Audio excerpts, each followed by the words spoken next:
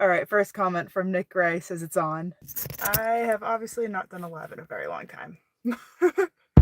Thank you everyone for being here tonight. I figured there was something that I needed to update you guys on. I feel like I've been talking for months and months and months about my knee surgery, and I haven't gotten it yet. It was supposed to be. Okay, so here's the deal with the knee surgery situation. So back in April, the whole timeline, back in April, my knee completely swelled up after an 8-mile hike, and I had the baby on my back, so I had a lot of weight. I've been having knee pain for years, but after this one hike that day, it swelled up and it hurt. And for the next couple days, I was limping. So I figured it was time to immediately get a doctor's appointment. And I had seen a doctor for my knee in the past. I have saw my primary, got an x-ray, went to PT, but nothing like really helped it. So I really wanted to actually figure out what was wrong. So I saw the orthopedic again, got an MRI, and confirmed that I had a torn meniscus. So we were talking about it, whether to do surgery or not. I can live without getting the surgery. I can get by my day-to-day life, but it wasn't ideal. And I felt like I was really stuck. Like, limited is the word. I was very limited on what I can do. I can go to work, I can do hikes, but I just couldn't do as much as I wanted to. So it took me about a month to make the decision, and I decided to get surgery. When I had the lady call me to schedule it, she gave me the date of July 30th. And while I was on the phone with her, I told her that I was like, I don't know, my birthday is August 1st. Is there anything right after August 1st? Because I didn't want to be in pain on my birthday. I didn't want to be on crutches. I wanted to like actually get out and enjoy my birthday. Because I love having a summer birthday. We always do something fun, go on the boat or whatever. So she put me down for surgery August 5th. I want to say it was like 2 days before that when I got a text saying that the doctor needed the day off and my surgery was canceled. So that kind of sucked. Honestly, I was like really bummed. I had everything all set. I was meal prepping. I got time off work. My husband got time off work. We got childcare figured out. And the surgery didn't happen on August 5th. So they called and rescheduled it to August 20th, which was my 3-year wedding anniversary. But I'm like, okay, whatever. I just want to get the surgery done. August 19th, and I'm literally in the McDonald's drive-thru, I think getting some nuggets after a hike or whatever. I knew they were going to call me the day before my surgery to tell me exactly what time to get to the center and like instructions and everything. So I've been waiting all day for a phone call. And so when I'm at the in the McDonald's drive-thru the day before my surgery and I get a call from Concord, which is the city I was getting the surgery, I got excited. I was like, "Oh, cool, we're gonna go get this all scheduled out." And I asked the lady on the phone asked me like, "Oh, how are you?" I was like, "Oh, good. How are you?" She was fine. I was like, "Oh gosh, what's wrong?" Um, she told me that there were equipment issues and they had to cancel my surgery again. So I was bummed. Again, I did the meal prep. I got work off. Chet got work off. We got childcare. Everything was all set. And the surgery was canceled. So we rescheduled it then and there for September 9th. So that's the deal. I will get, hopefully, fingers crossed, get my knee surgery on September 9th. A little bit about the recovery. I am going to be on crutches for 6 weeks, and it will be 6 months until the doctor said I'm hiking again. But I don't know if that's back to my normal hiking or just being able to do some casual walks. I think I'm going to be back to normal if everything goes well within 6 months. I just wanted to tell that story because I've been talking about the knee surgery forever, and I feel like people have probably expected me to get the surgery by now, but nope, I'm still waiting.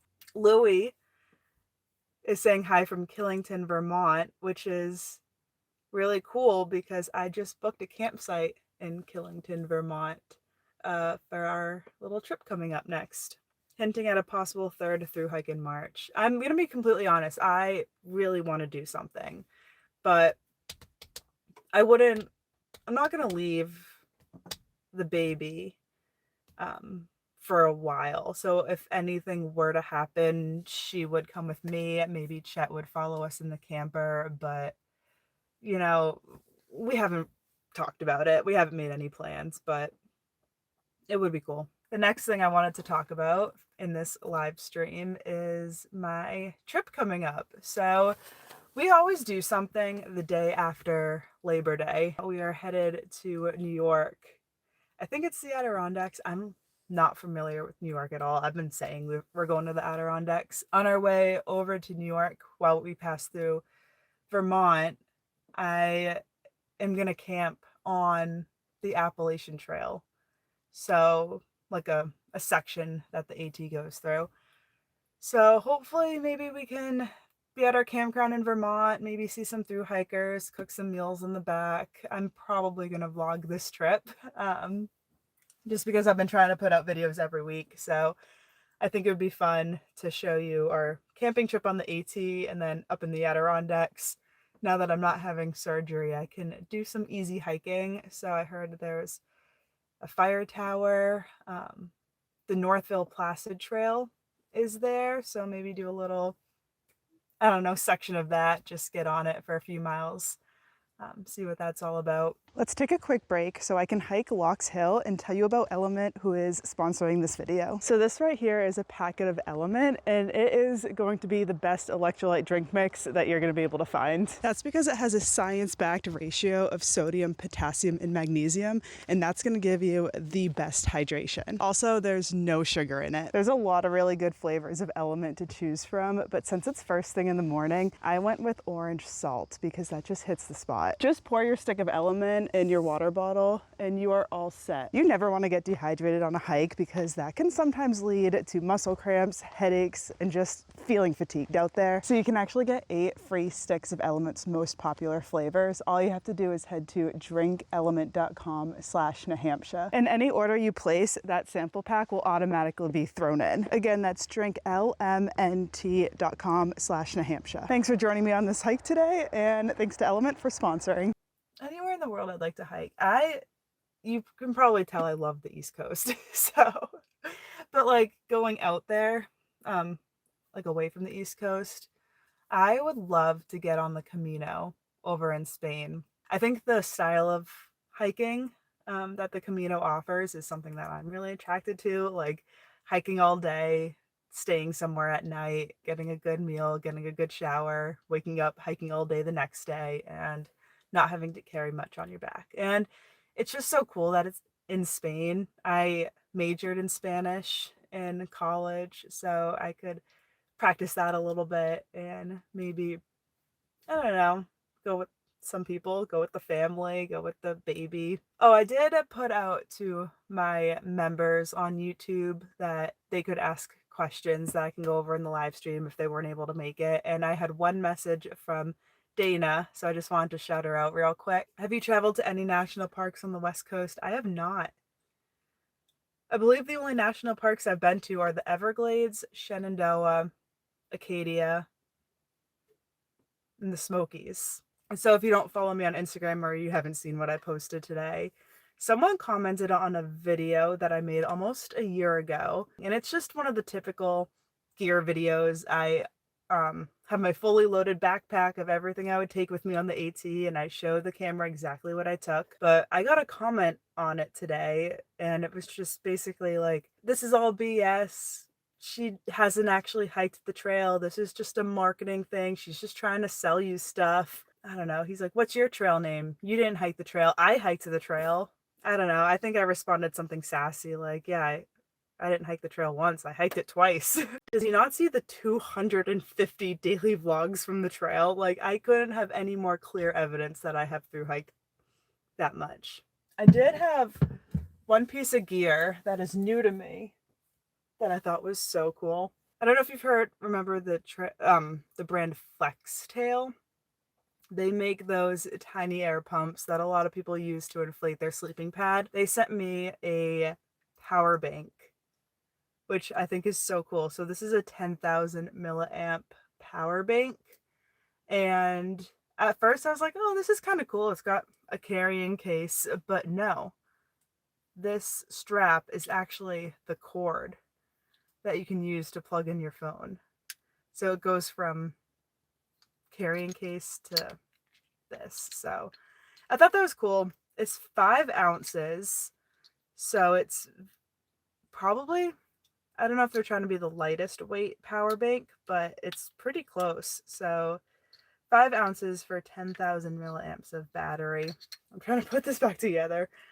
And it is so rugged. It's made out of like carbon fiber and it's so thin.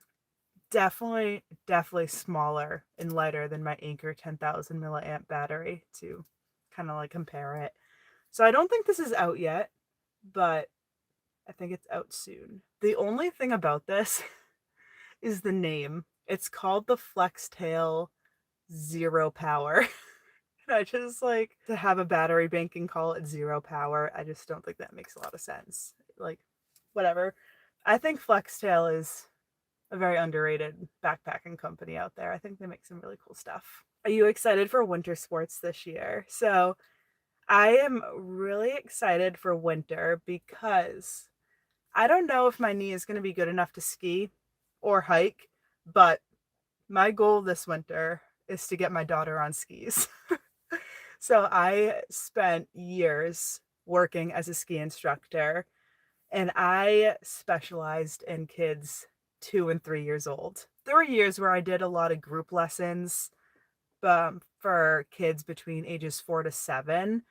But my last year or two working at the ski mountain, I did so many private lessons for 2 and 3-year-olds. So these lessons were 45 minutes long, and I was taking these little toddlers out skiing for the first time, and it was just amazing. So I think I'm gonna get the baby on skis. She will be 18 months. It's very, very young for a 1-year-old to be skiing. It's definitely not recommended. We don't ever teach lessons at the mountain for 1-year-olds, but I know her and we're just gonna take it slow. I'm only gonna do it if she's having fun. If I can even just like get ski boots on her one day, like that's a huge plus. So any little baby steps I'll take because Chet and I do a lot of skiing. So hopefully she likes it so she can come along. I don't know if you guys are interested in like, you're probably more interested in the hiking part of my life, but I have a lot of really cool things happening at my gift shop coming up. I think I just got like 4 emails from UPS today about upcoming deliveries. So first delivery, super excited. I got neon orange, long sleeve, moisture wicking Nahamsha shirts. So those shipped today, which is going to be awesome for hunting season for the fall. Just like a very high visibility hiking shirt that has actually this logo on it, the Nahamsha. It's going to look exactly like this, but long sleeve and orange and like a performance shirt. So I'm really excited for that. I've never had anything like that. I love watching your shop channel. That is so exciting. Thanks. I feel like this summer on my gift shop YouTube channel, I've only really put in the effort of making YouTube shorts. So I've updated a little bit here and there, but hopefully I can get back to making some good longer videos and talk about all the updates in my shop. Forgive me if you said this already, but are you in your camper currently? Yes, I'm in my camper. Yeah, the name of this camper is called the Bushwhacker. It is a 10-foot teardrop camper, and it is literally, I don't want to say it's like 2 twin mattresses because it feels smaller than that. It's just 2 little tiny mattresses. You can see a shelf behind me, some cubbies up here,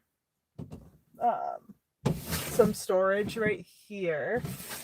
And then there's 1, 2, 3 cabinets behind the camera for like clothes and stuff.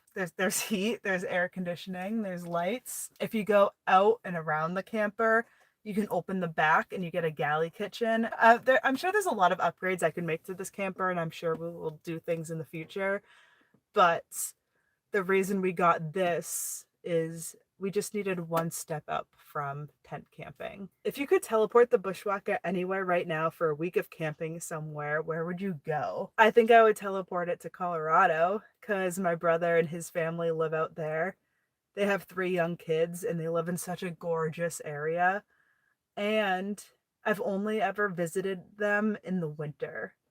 So I would love to experience their part of Colorado in the summer and the fall and like actual like camping weather and like spending time outside weather. Your video on water filters was outstanding. Thank you for sharing. Thank you so much. If you could eliminate one element of the process of making hiking videos and being a YouTuber, which would it be? That's a very interesting question. So I genuinely love the whole process of being a YouTuber, but if I had to eliminate something, maybe it would be doing the research.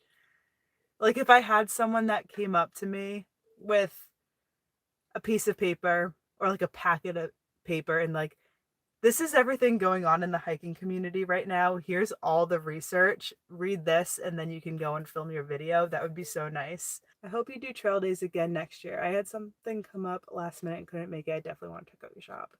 So I actually got the application, the vendor application for trail days sent to my email yesterday. So it's on my to-do list, but yeah, I'm going to sign up again.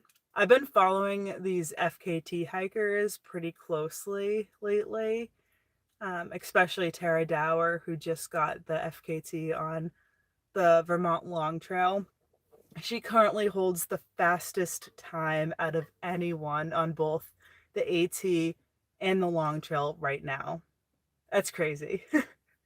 I met her back in 2020 when I hiked almost 300 miles of the AT. She was the caretaker of a hostel.